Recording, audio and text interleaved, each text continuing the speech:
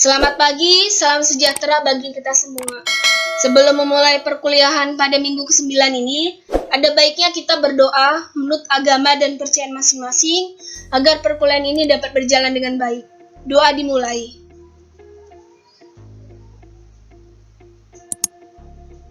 Doa selesai. Baiklah, untuk teori merencana satu atau bahasa visual pada minggu ke-9 ini akan dilaksanakan oleh kelas DG1C pada tanggal 2 November 2020. Kita mulai dari judul awalnya, itu adalah Some Problem. Pada Some Problem sendiri itu memiliki 5 submateri. Yang pertama itu Some Problem sebagai kebebasan dalam berekspresi. Yang kedua itu saya akan menjelaskan some problem itu definisinya seperti apa. Kemudian some problem dalam desain itu seperti apa. Kemudian saya juga akan meminta mahasiswa untuk memvisualkan suara dari beberapa objek yang telah ditentukan, meskipun itu sudah saya berikan di tugas minggu lalu ya. Tapi akan saya jelaskan di sekarang ini untuk penjelasan secara teoritisnya. Kemudian yang keempat itu dalam visualisasinya mahasiswa dibebaskan untuk eksperimen dengan bentuk dan penggunaan warna gitu ya. Kita mulai dari some problem sebagai kebebasan dalam bereksperimen. Kebebasan dalam bereksperimen tidak berjalan pada arah yang sama maupun dengan cara yang biasa. Bahkan bisa saja itu tidak berjalan tetapi melompat, merangkak ataupun berguling. Banyak cara untuk bergerak maju. Ketika memiliki cara tersendiri untuk bergerak maju dengan metode yang ada di luar sistem yang sudah baku, maka ia akan terlepas dari persaingan yang ketat. Ia akan dapat berdiri sendiri ataupun menjadi pencipta desain-desain yang unik dan tidak mungkin dapat diikuti oleh orang lain. Itu secara teoritisnya ya, untuk menjelaskan kebebasan dalam bereksperimen tadi. Mahasiswa yang berpotensi sebagai desainer setiap hari akan dituntut oleh para kliennya agar dapat membantu menciptakan benda fungsional yang unik ataupun komunikatif yang original. Itu dalam hal visualisasi untuk dikomunikasikan ke konsumen gitu ya. Mereka harus dapat berpikir dengan cara yang berbeda dari kliennya agar dapat memberi masukan yang kreatif gitu ya. Kayaknya tugas desainer memang cukup berat karena dia harus mengajak konsumen itu untuk dapat membeli produk dari orang yang ingin meminta dia untuk mempromosikan produknya gitu ya. Jadi cukup berat sih tugas desainer, tapi meskipun begitu itu menjadi tantangan tersendiri agar lebih kreatif dalam membuat visualisasi yang mungkin tidak pernah dipikirkan orang lain ataupun dapat membuat orang lain itu dapat membeli suatu produk yang dijual oleh si perusahaan tersebut gitu ya. Dengan demikian, sebenarnya mahasiswa dapat belajar dengan para desainer untuk membuat dirinya itu menjadi lebih unik lagi, berbeda dan maju dengan caranya sendiri. Baik untuk bisnis dalam bidang industri kreatif, manajemen dari kinerja perusahaan, ataupun kerja yang baik, ataupun pengendalian dirinya sendiri gitu ya. Jadi seorang desainer itu dituntut oleh deadline. Ketika deadline itu sudah mulai dekat, seorang desainer itu tidak boleh ada kata, aku kurang mood untuk mengerjakannya, aku malas, aku kurang enak badan dan sebagainya. Itu semua perasaan itu dihilangkan karena terkait sama deadline ini. Ketika deadline itu tidak bisa diselesaikan oleh desainer tersebut, otomatis orang yang memesannya bakalan kecewa dengan kinerja orang dan desainer tersebut dan pasti beralih ke desainer yang lain yang mampu untuk mengerjakan apa yang dia ingin. Jadi itu prinsipnya itu seorang desainer itu adalah pemberi jasa gitu, jasa kepada konsumen gitu. Jadi karena pun jasa tersebut itu pasti dibayar oleh si yang pengen meminta kita untuk membuat desain tersebut gitu. Kemudian ada arti some problem. Some problem adalah suatu suara atau bunyi yang dikeluarkan oleh objek-objek tertentu yang didesain seimajinatif mungkin hingga dapat divisualkan secara keseluruhan menjadi suatu karya desain grafis. Secara umum, bentuk pada some problem pada setiap karya desain itu harus memiliki sentuhan eksperimen yang unik agar lebih menarik. Pada materi di minggu yang ke-9 ini, kita akan mempelajari bentuk-bentuk dari sound problem. Ini secara teoritisnya meskipun kalian sudah mengerjakan tugas pada minggu lalu ya. Pada desain grafis sound problem itu diterapkan pada event pertunjukan sebagai alat komunikasi kepada klien ataupun masyarakat. Keberhasilan pertunjukan tersebut sangat tergantung pada alat promosinya gitu ya. Jika desainnya menarik dan unik, maka siapa saja itu pasti akan datang ke event pertunjukan tersebut tanpa harus diminta gitu. Jadi visualisasi promosi yang dibuat oleh desainer itu memberikan ajakan atau rayuan kepada orang lain untuk melihat pertunjukannya itu. Jadi kalau misalnya desain promosinya biasa-biasa aja, pasti orang lain ini pasti setengah-setengah ini pertunjukannya. Tapi kalau misalnya desainnya itu baik, ditata dengan baik, original, unik, dan sebagainya, otomatis orang lain itu tanpa harus diminta itu pasti akan datang. Karena ini desainnya itu dibuat dengan maksimal. Pasti pertunjukan yang akan dilaksanakan ini pasti juga dengan maksimal penyelesaiannya gitu, dari awal dan akhir gitu. Oke. Bentuk sound problem itu dapat dikategorikan menjadi 4. Itu ya, yang pertama itu sound problem dari pita suara penyanyi gitu ya, jadi suara. Kemudian sound problem dari alat musik. Kemudian sound problem dari alat elektronik dan sound problem dari transportasi. Ini teori yang 4 itu yang diajarin minggu lalu ya. Sound problem dalam desain. Ini misalnya sound problem yang tadi kemarin saya jelaskan itu seperti mendengar ombak-ombak air, suara angin gitu ya. Kemudian ini alat bajak, ya bajak-bajak sawah yang tradisional. Kemudian ini ada alat transportasi laut gitu ya, jadi kayak perahu di laut. Kemudian alat transportasi seperti kereta api gitu ya, kan ada fluidnya. Kemudian juga suara dari rel dan ban dari kereta apinya gitu ya, ban besinya. Ini saya minta mahasiswa untuk memvisualkan suara dari beberapa objek yang telah ditentukan gitu. Objek yang dapat mengeluarkan suara itu menghasilkan bunyi dan dapat divisualkan diantaranya penyanyi. Yang pertama itu penyanyi yang menghasilkan suara karena adanya getaran pada pita suara. Misalnya jenis-jenis sopran, mezzosopran, alto, tenor, bariton, bass, dan lain-lain gitu kan. Itu kan seorang penyanyi itu memiliki karakter pita suara yang berbeda-beda ya. Kemudian pada alat musik itu seperti harmonika, suring, trompet yang menghasilkan suara dengan cara ditiup, gitar, bass, dan kecapi gitu ya dipetik. Kemudian biola dengan cara digesek senarnya, drum dengan cara dipukul alat stick dan drumnya. Kemudian keyboard itu dengan cara mencokkan ke aluran listrik, dan juga untuk keyboard sendiri itu menyentuh beberapa nada-nadanya gitu ya.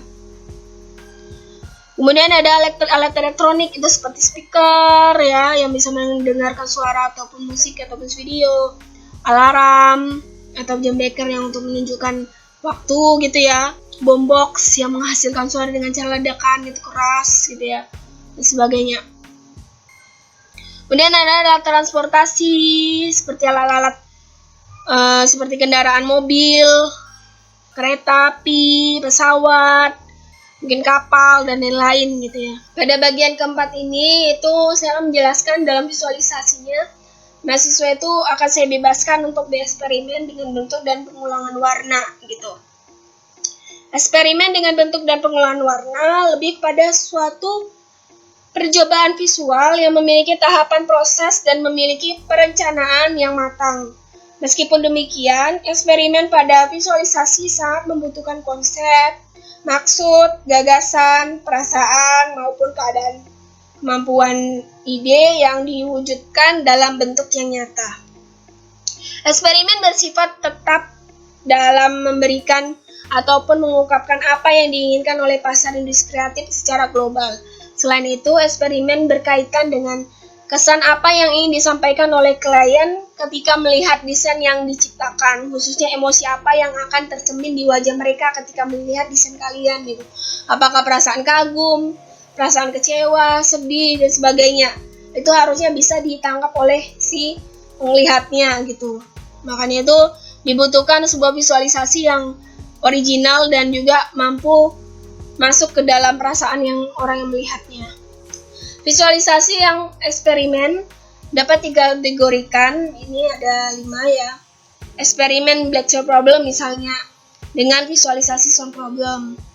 Kemudian eksperimen circle, square, triangle solution misalnya dengan visualisasi sound problem. Kemudian eksperimen less is more misalnya dengan visualisasi sound problem. Kemudian eksperimen tipografi misalnya dengan visualisasi sound problem, dan juga eksperimen irama, repetisi, transisi itu dengan visualisasi sound problem. Misalnya dieksperimenkan semua kelima eksperimen dari yang sudah dipelajarin itu di sound problem gitu. Pasti menghasilkan suatu hal yang berbeda dari yang awal. Oke, seperti yang ditunggu-tunggu adalah tugas wajib dan tugas rutin.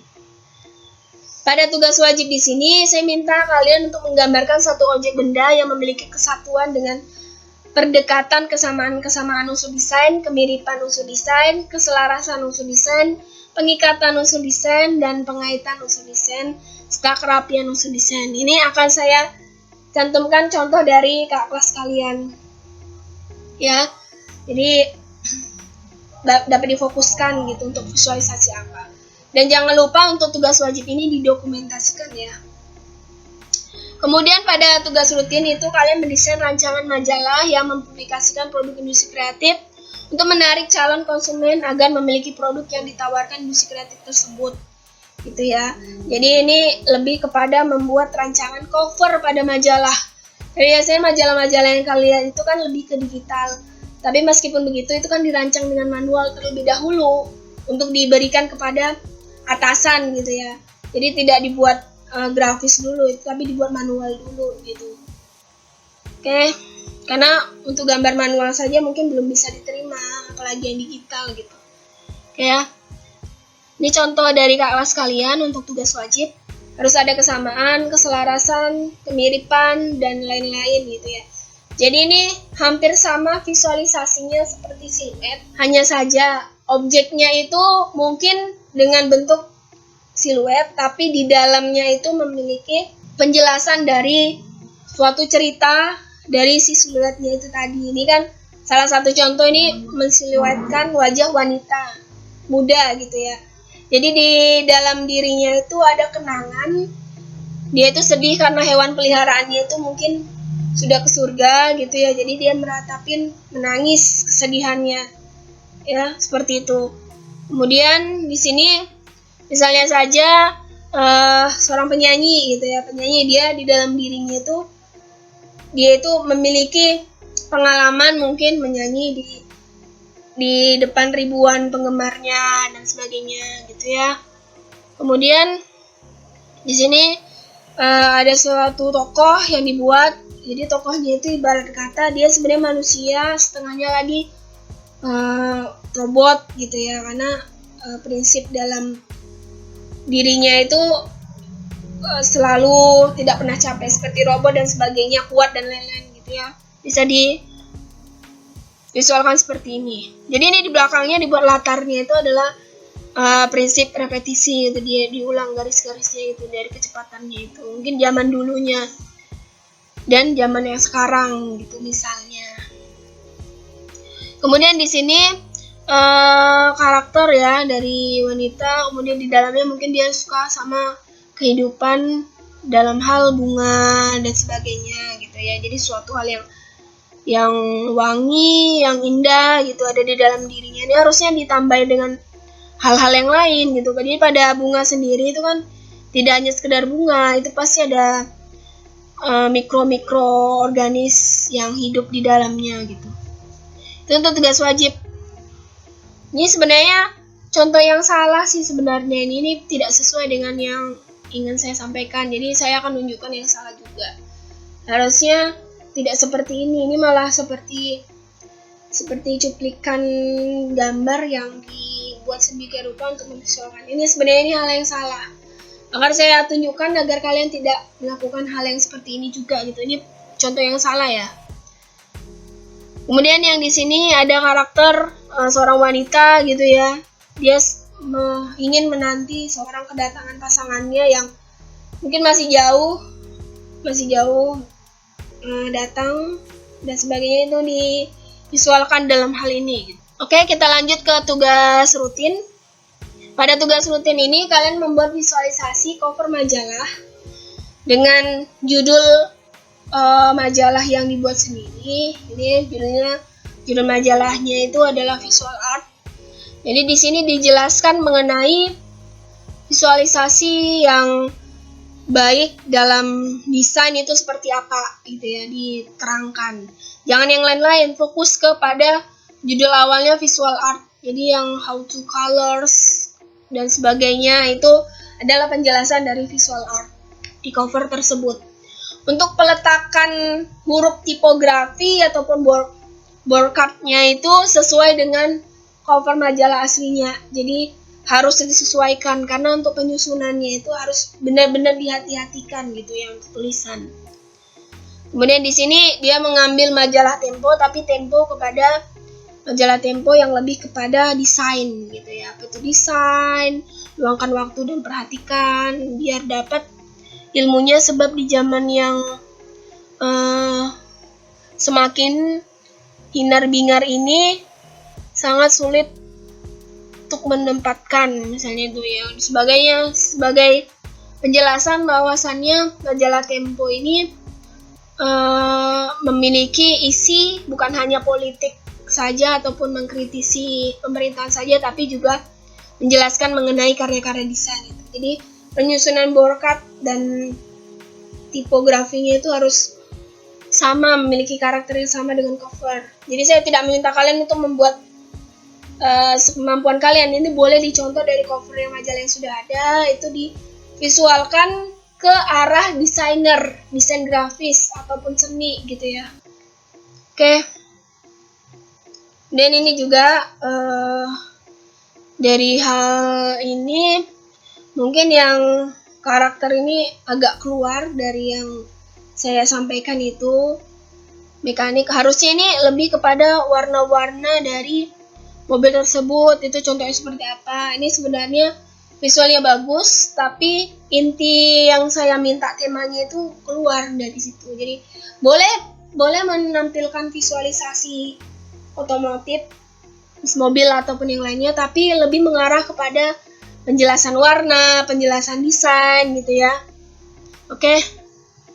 Jadi ini ada contoh dari bazar majalah ruang desain grafis gitu ya. Jadi penjelasan, tapi ini tidak terlalu menarik karena penyusunan tipenya itu tidak dibuat semaksimal mungkin. Jadi hindari memvisualkan yang seperti ini. Mungkin dari gambar sama tulisan di atasnya baik, tapi yang tulisan yang biasa itu hilangkan itu. Jangan sampai kalian membuat hal yang sama seperti ini karena ini hal yang salah gitu ya. Tidak maksimal, kelihatan banget dia mengerjakannya itu tidak maksimal untuk visualnya. Kemudian di sini ada penjelasan, jadi visualisasi dari desain grafis gitu ya. Dijelaskan, saya tidak terlalu paham maksudnya apa di sini, tapi untuk penyusunannya cukup baik. Cuman dia belum bisa membuat seorang itu mengerti. Jadi fotografinya di mana, packaging desain itu hanya dibuat tulisan, tapi tidak dibuat visualisasinya dengan gambar juga. Apakah seorang desainer itu harus memiliki kemampuan itu? Harusnya dia menjelaskan lebih signifikan gitu ya. Karena terlalu cepat-cepat mengerjakan, akhirnya kelihatan banget gambarnya itu bicara bahwasannya dia tidak benar-benar maksimal mengerjakannya. Kemudian ini ada visual yang cukup baik gitu dengan beberapa karakter tulisan tangan. Ini adalah visual yang cukup baik, jadi ya konten kemudian dan sebagainya. Dari atasnya mungkin harusnya dibuat pemisah gitu ya. Jadi dibuat susun dengan baik. Ya, tapi bawahnya sudah cukup baik, tapi yang di atasnya tidak terlalu baik. Oke, mungkin di sini untuk yang tugas wajib dan tugas rutin itu wajib menggunakan warna. Setelah minggu-minggu selanjutnya ini semuanya full color gitu ya, jadi tidak ada yang menggunakan pensil atau pulpen lagi. Dan membuat konsep dalam berpikir, jadi buatlah visualisasi yang sekreatif mungkin.